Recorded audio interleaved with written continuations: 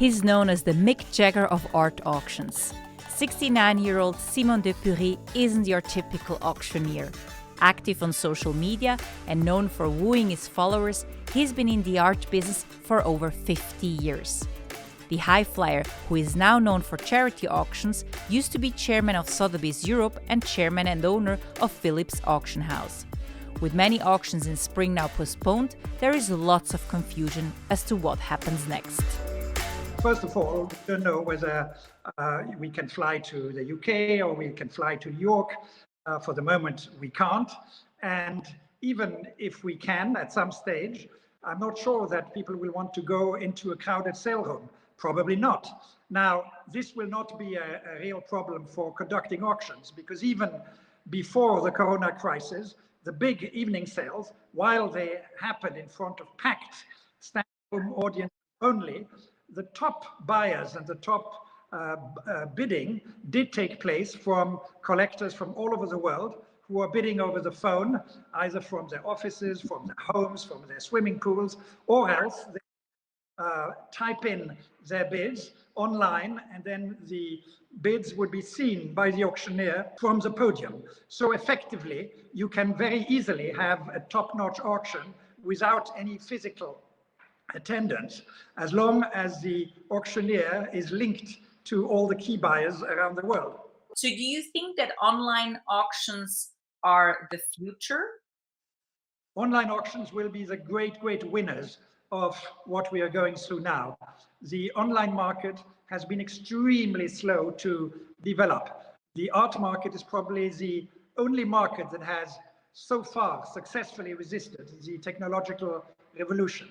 Now, I think that after just 2 months of Corona, the online market is making great leaps forward. And I think that going further into this year, the online auction business will develop in a way it has not done for the last 10 years. So I can see that you're really an advocate for digitalization and technology. First of all, we have to, and necessity brings invention. And I think a lot of very creative things will happen now as a result of what we're living through. But most of all, I feel that artists themselves are going to be very stimulated by what is going on, because over the years, more and more artists were being pressurized, successful artists were being pressurized by the market that was going more and more from one fair to another art fair. And so each artist had to produce for the next art fair, for the next booth, for the next thing, and were producing for the market as opposed to producing for their own art. Now that pressure is off, and I think that artists can, measure themselves against art history and not against what the current market or the current trend may be or may not be. And let's not forget that most artists are quite used to being in lockdown, because the practice of an artist in most cases involves being alone with yourself in your studio. And so adapting to the current situation may be more easy to do than for people who are just moving about all the time. So that's a good keyword that you brought, with artists having to produce for art fairs. In a recent interview I did with art dealer Dominique Levi, she actually said that she felt this art market was getting too big, there were too many collectors, and that this pause is also good to kind of reflect. So I was wondering, do you also feel that the art market was somehow becoming too big to handle? I think that this crisis is a wake-up call for the entire humanity. It is also a wake-up call for each of us individually. And then, of course, it's a wake-up call for the art market itself. Now, with wake-up calls, you can decide to listen to them, or also you can decide to ignore them. But I would definitely agree with what Dominique Levy said, that it had really gotten so far that it's quite good that we're all forced to take one step back. Because even when you're a professional and if you're inside the market, you could no longer follow it. The art market had become a traveling circus, which was setting up its tent in a different place not only every week, but nearly every second day. And in all of these places, you would see the same cast of characters, same people, and you would look at the art by the same group of artists. So in a way, it is healthy for all of us to have a time to reflect, have a time to look at it with slightly different eyes, with a little more distance, and see, what we could change in our lives and what we could change the market going forward. Then, of course, as someone that grew up in Basel and as an art aficionado, and you mentioned art fairs, I have to ask you about Art Basel as well. So the fair has been postponed from June to September this year. The parent company MCH Group is in a bit of a trouble, not only because of Art Basel, but as well the watch and jewelry fair Basel World that has been cancelled now. So many clients, exhibitors pulled out. And I was wondering, what is your take on that whole thing as someone that is from Basel? Well, I do love Art Basel, and my passion for art is greatly due to the fact that I was born in Basel. And so as a kid or teenager, I would spend my time at the Kunstmuseum, and I would go and to the Galerie Bayerler. Now, of course, there's the Fondation Bayerler. And Art Basel is by far, in my view, the best fair worldwide, particularly Art Basel in June, where all the galleries have always kept their very best works for that fair. I have seen every single Art Basel since its first one, and I remember the shock it was to see the first one when it was a revolutionary concept to show art in the same place where they would otherwise show cars or washing machines or electronic equipment. So now I think that in the same way that people will not rush to go into crowded sale rooms, people will not rush to go into crowded art fairs. However, the physical contact with art is irreplaceable. No matter how good something may look on an iPad, how good it may look in a catalog, how good it may look on an iPhone, nothing replaces the physical contact with the art.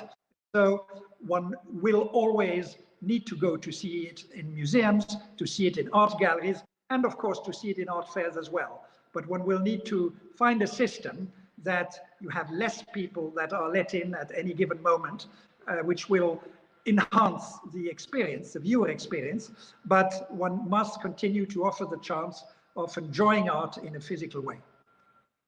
And now with all these troubles with MCH Group, are you worried about Art Basel? Listen, I think MCH, in the same way as many museums, as many institutions, cultural institutions, as many art businesses, obviously, all are affected by what is happening now, and they all have to see, how to regroup, how to plan their activities, and how to adapt to what is happening now. And I think that the cards generally in the art market are going to be slightly redistributed. Some big players will continue to be big players. Other players who maybe were not so significant before may become much more significant, and vice versa.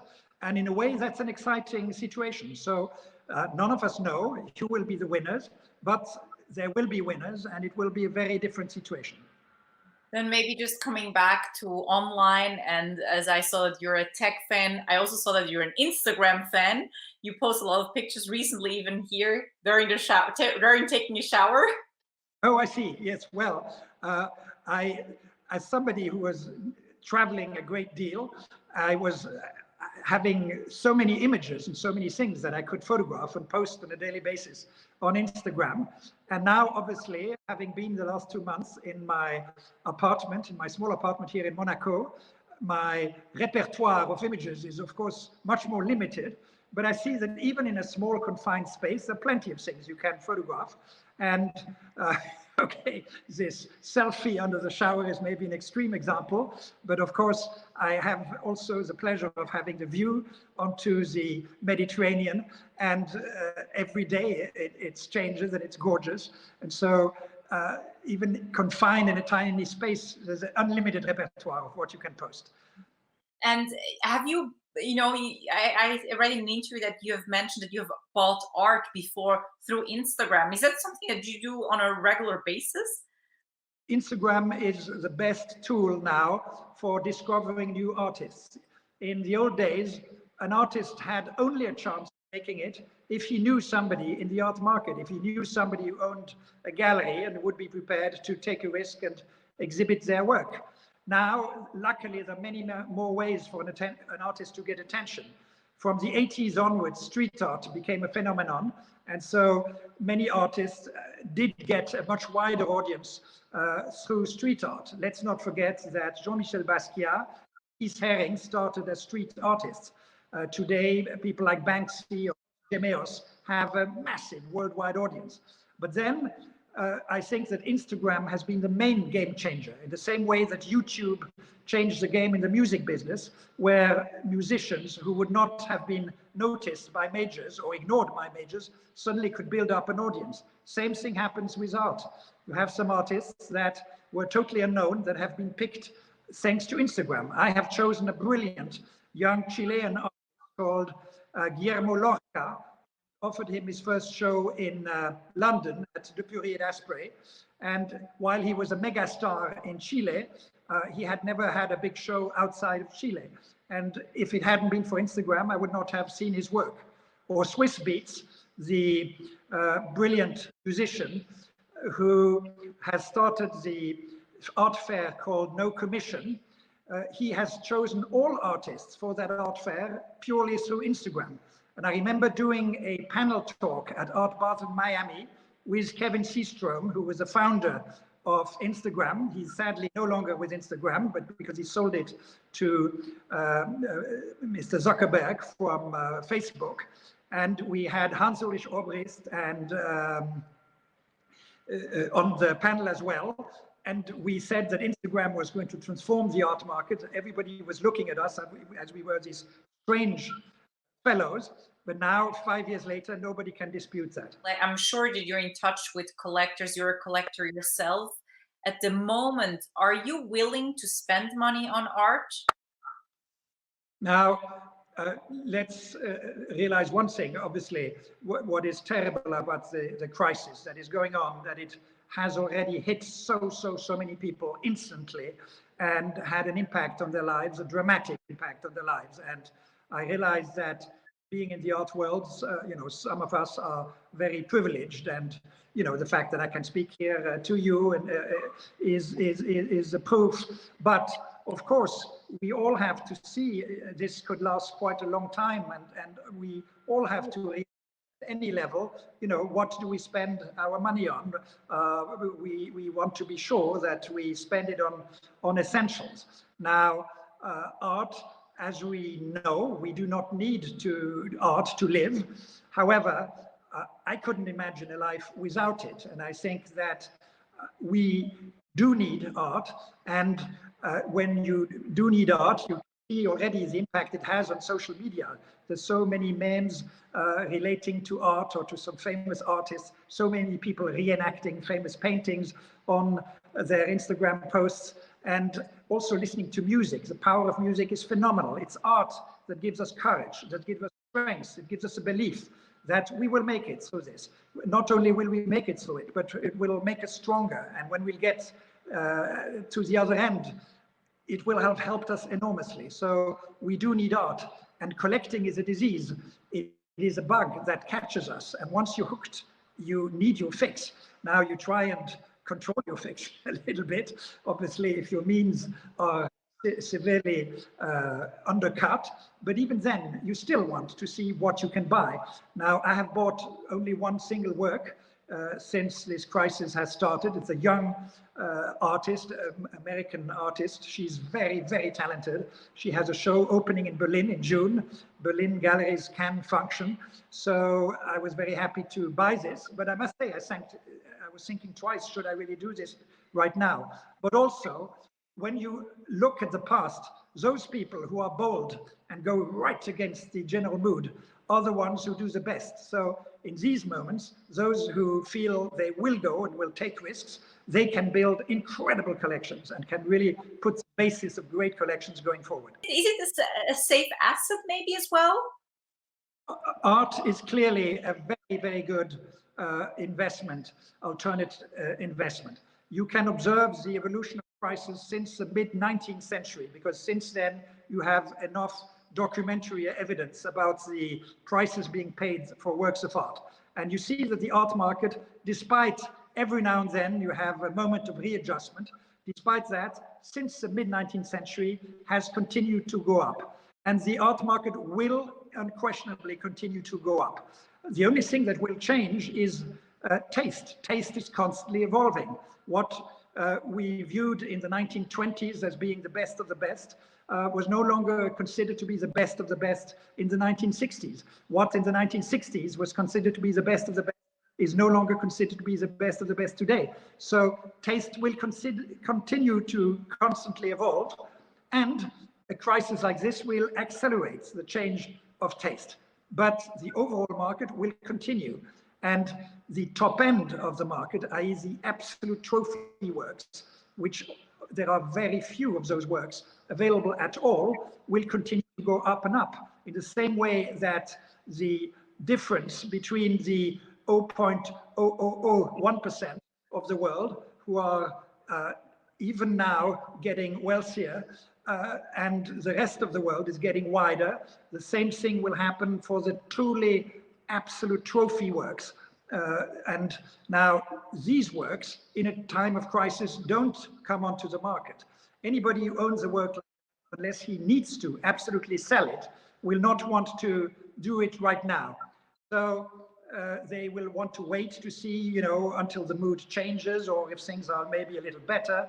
They may test the waters by offering it privately, but even then, what you see in moments of crisis, that's the very, very best works, do not come on the market. However, some of the young art, you know, some of the artists by in the $10,000 to $100,000 range, some of these works one day will become the ultimate trophy works.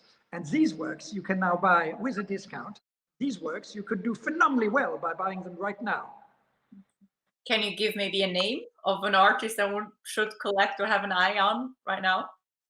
I would prefer not to give you names, because this is, after all, my profession, and that's what I'm doing my living on. However, there clearly are these people around, because art never stops. And in time like these, people like to go back to established values, to blue chip names, etc. But again, the same way that rock and roll has been declared dead so many times, the same way that hip-hop has been declared dead so many times, in the same way that painting has been declared dead so many times. No, for a dead, it has an incredible life, and art will continue as long as we are around. Thank you so much. It was a pleasure talking to you.